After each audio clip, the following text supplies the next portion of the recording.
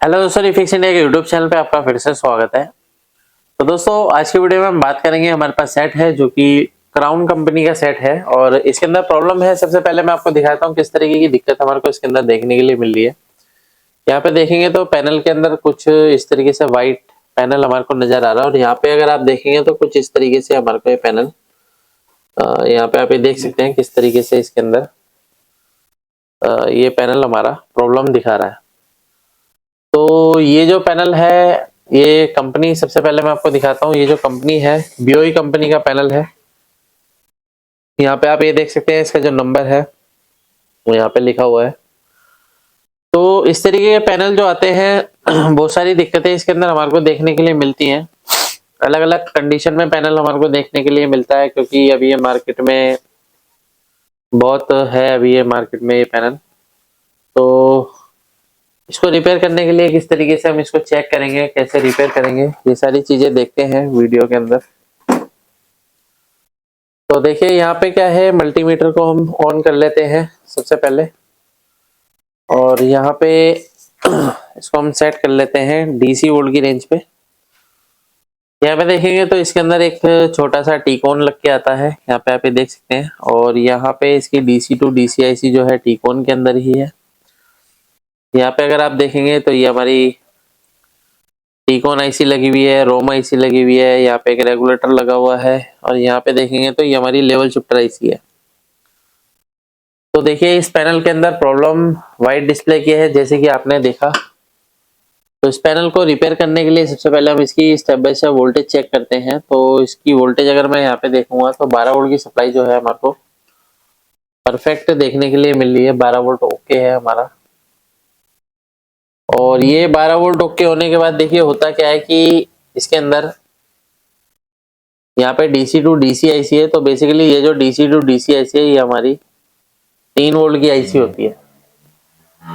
तो इसके अंदर क्या है कि अलग से एक बक कन्वर्टर लगाया हुआ है, थोड़ी कॉस्ट को कम करने के लिए 12 वोल्ट की DC IC ना लगा के एक बक कन्वर्टर यहाँ पे लगा दिया, जो कि हमारा 3 वोल्ट बनाता है और 3 वोल्ट बना के हमारे सभी को देने का काम करता है। जैसे कि हमारी टीकॉन IC है, रोम IC है और यहाँ पे अगर आप देखेंगे तो हमारी लेवल शिफ्टर IC है। तो सभी पे जो हमारा 3.3 वोल्ट की सप्लाई जो जाती है वो इस रेगुलेटर के द्वारा जाती है। तो अभी इसके अंदर जो है 3 वोल्ट बनने के बाद सबसे पहले हमारा जो वोल्टेज बनता है वो यहाँ पे अगर हम देखेंगे तो हमारे को VAA जो वोल्टेज मिलना चाहिए, यहाँ पे देखिए कितना वोल्टेज मिल रहा है, 11 वोल्ट हमारे को मिल रहा है।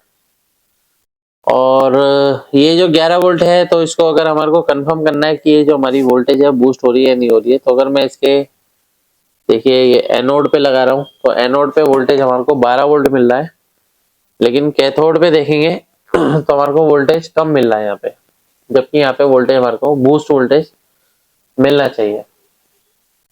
क्योंकि डायोड जो होता है कुछ वोल्टेज को ड्रॉप करता है, इसलिए हमारे को आउटपुट में थोड़ा कम वोल्टेज मिल रहा है। और इसका मतलब ये है कि ये जो IC है हमारी DC टू DC IC, ये पल्स जनरेट नहीं कर रही है, जिसकी वजह से हमारे को इस तरीके की दिक्कत देखने के लिए मिल रही है। तो अगर इस तरीके की दिक्कत आती है तो सबसे पहले हमारे को यहाँ पे देखेंगे तो ये FFC है, FFC को रिमूव करके चेक करेंगे। कई बार क्या होता है कि हमारे पैनल में गेट लाइन में अगर शॉर्टिंग होगी तो भी इस तरीके की दिक्कत हमारे को मिलेगी कि हमारा AVDD VGS VGL वोल्टेज वगैरह जो है वो नहीं बनेगा। सेट को मैं ऑफ कर लेता हूँ और ऑफ करने के बाद सबसे पहले इसकी FFC केबल को मैं यहाँ से रिमूव करूंगा।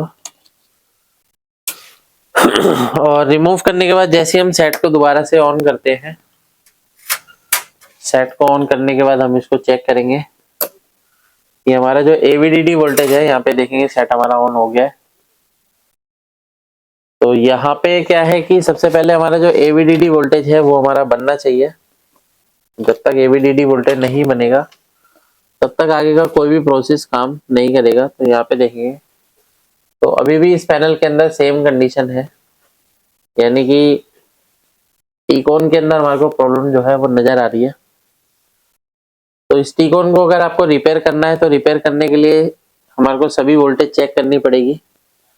तो देखिए VGS VGL भी हमारा नहीं बनेगा, यहाँ पे देखेंगे तो हमारा VGS भी नहीं है और यहाँ पे दोनों पॉइंट है हमारे। VGL का कोई भी वोल्टेज नहीं है, VGH भी कोई वोल्टेज नहीं है। और यहाँ पे अगर मैं 3.3 वोल्ट की सप्लाई देखता हूँ तो 3.3 वोल्ट की सप्लाई में मेरे को देखिए कितना वोल्टेज यहाँ पे देखने के लिए मिल रहा है। यहाँ पे मुझे 1 वोल्ट की सप्लाई मिल रही है। अभी कुछ पैनल इस तरीके के भी आ रहे हैं जो एलजी में हमारे को देखने के लिए मिला कि भाई जो हमारी ये रोम आईसी है वो एक 1.5 वोल्ट की लगी हुई है, उसमें 3 वोल्ट है ही नहीं। लेकिन यहाँ पे अगर हम देखेंगे तो ये हमारा 3.3 वोल्ट बनाना चाहिए। यहाँ पे हमारे को 3.3 वोल्ट की सप्लाई जो है वो नहीं मिल रही है, जिसकी वजह से इस तरीके की दिक्कत आ रही है। तो इसके लिए हमारे को देखिए क्या करना पड़ेगा। यहाँ पे अगर आप देखेंगे तो ये बकाईसी लगी हुई है, तो बकाईसी की अगर हम इनपुट वोल्टेज चेक करते हैं तो इनपुट वोल्टेज पे मैं यहाँ पे वोल्टेज देखूंगा तो देखिए 12 वोल्ट की सप्लाई जो है हमारी आईसी की इनपुट वोल्टेज ओके है। 12 वोल्ट ओके होने के बाद इस आईसी को जो वोल्टेज आउट करना चाहिए वो 3.3 वोल्ट की सप्लाई आउट करनी चाहिए, जो कि हमारे को यहाँ पे नहीं मिल रही। तो ये भी हो सकता है कि आईसी हमारी खराब हो गई हो, और खराब होने की वजह से क्या है कि ये हमारी वोल्टेज को क्या है 3.3 वोल्ट आउटपुट नहीं कर रही है। तो इसके लिए क्या है कि हमारे को यहाँ पे एक अलग से रेगुलेटर लगा के पहले हम ट्राई करते हैं, देखते हैं कि यहाँ पे 3 वोल्ट देने पे कि हमारा आगे का जो सर्किट है वो काम करता है या नहीं करता है। तो कई बार क्या होता है शॉर्टिंग की वजह से भी इस तरीके की दिक्कत हो सकती है। ये भी हो सकता है कि यहाँ पे 3 वोल्ट की सप्लाई हमारी बन रही हो लेकिन हमारी जो टीकॉन आईसी है वो शॉर्ट हो गई हो, या हमारी जो डीसी आईसी है वो खराब हो गई हो, या हमारी रोम आईसी खराब हो गई हो, तो भी इस तरीके की दिक्कत मिल सकती है। तो इसके लिए क्या है पहले आप इम्पीडेंस भी चेक करेंगे। तो इम्पीडेंस चेक करने के लिए मल्टीमीटर को हम सेट कर लेते हैं डायोड मोड की रेंज पे और सेट को हम कर लेते हैं ऑफ। तो एक बार पहले मैं इसका इम्पीडेंस चेक करता हूँ। तो इम्पीडेंस पे अगर हम यहाँ पे देखेंगे हमारे को यहाँ पे वैल्यू क्या मिल रही है, देखिए 402 के अराउंड हमारे को यहाँ पे जो है इसकी वैल्यू मिल रही है। तो 402 का मतलब ये है कि शॉर्टिंग तो हमारे को नहीं मिल रही है। यहाँ पे और भी देख लेते हैं। तो ये हमारी रोम आईसी है, रोम आईसी की पिन नंबर 8 पे अगर मैं यहाँ पे वोल्ट देखता हूँ तो ये भी हमारे को सेम मिल रहा है, और टीकॉन आईसी पे भी एक बार हम देख लेते हैं तो ये भी हमें सही मिल रहा है। तो इसका मतलब क्या है कि 3 वोल्ट की लाइन में कहीं पे भी शॉर्टिंग नहीं है। अगर हमारे को यहाँ पे शॉर्टिंग नजर आती है तो 100 ओम से नीचे हमारे को यहाँ पे दिखाएगा।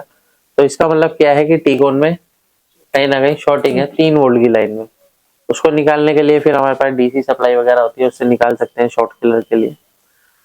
तो अभी क्या है कि हम इसको एक 3 वोल्ट की सप्लाई देकर एक बार ट्राई करते हैं। तो 3 वोल्ट के लिए हमारे को यहाँ पे देखेंगे तो हमारे पास एक ये बक कन्वर्टर है। तो ये टेस्टिंग पर्पस पे हम इसको यूज करेंगे।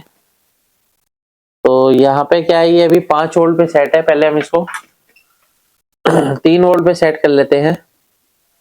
यहाँ पे देख सकते हैं इस तरीके के रेगुलेटर वगैरह आपके पास होने चाहिए जब भी आप काम करोगे। तो ये मैं 3 वोल्ट पे लगा देता हूँ। ये देखिए ये मैंने 3 वोल्ट पे लगा दिया। तो अभी हम इसको 12 वोल्ट देंगे तो 3 वोल्ट की सप्लाई क्या करेगा आउट करेगा।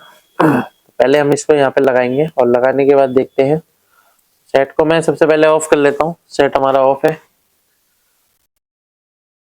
यहाँ पे 12 वोल्ट की सप्लाई हम सीधी फ्यूज से ले लेंगे। यहाँ पे फ्यूज लगा हुआ है और देखते हैं क्या कंडीशन रहती है। थोड़ा सोल्डर देखो,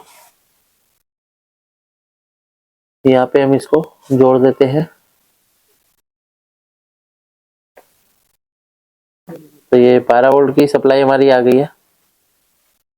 दूसरा हमारा क्या है ग्राउंड है, यानी कि अगर आप यहाँ पे देखेंगे तो ग्राउंड भी हमारे को चाहिए।